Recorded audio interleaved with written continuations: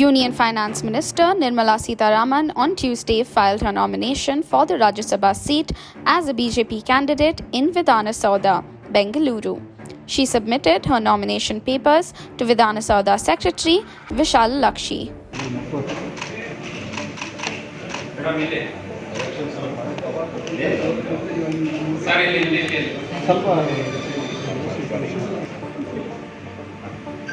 I, Nirmala Sitharaman, having been nominated as a candidate to fill a seat in the Council of States, do swear in the name of God,